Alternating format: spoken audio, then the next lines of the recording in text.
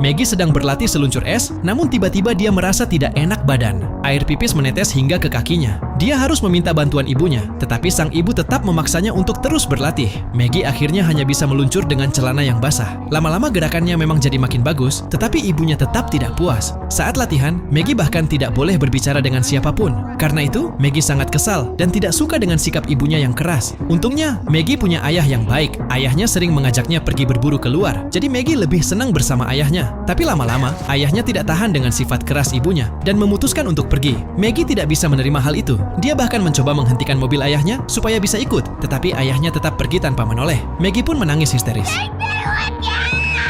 Sejak saat itu, Maggie berubah drastis. Sifatnya jadi makin buruk, mirip seperti ibunya. Satu-satunya yang tidak berubah adalah cintanya pada seluncur es. Dia pun ikut kompetisi internasional pertamanya. Dengan musik yang energik, Maggie berhasil melakukan banyak gerakan sulit.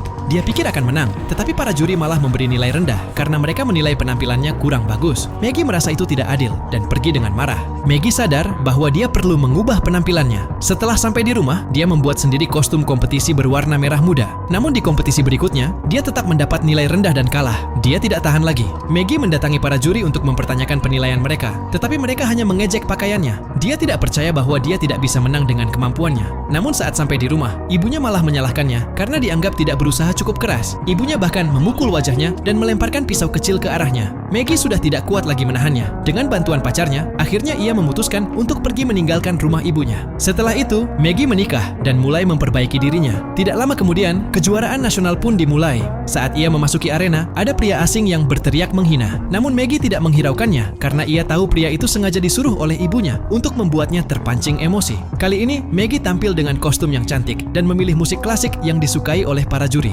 Maggie mulai menari di atas es dan berhasil melakukan lompatan triple axel yang sangat sulit. Dia menjadi wanita Amerika pertama yang bisa melakukannya. Semua orang langsung bersorak untuknya. Pada akhirnya, Maggie pun memenangkan kejuaraan. Air mata bahagia mengalir di matanya. Mungkin dia terlihat biasa saja, tetapi saat berada di atas es, Maggie tampak seperti ratu yang sangat indah. Film ini berjudul I, Tonya, yang dirilis pada tahun 2017.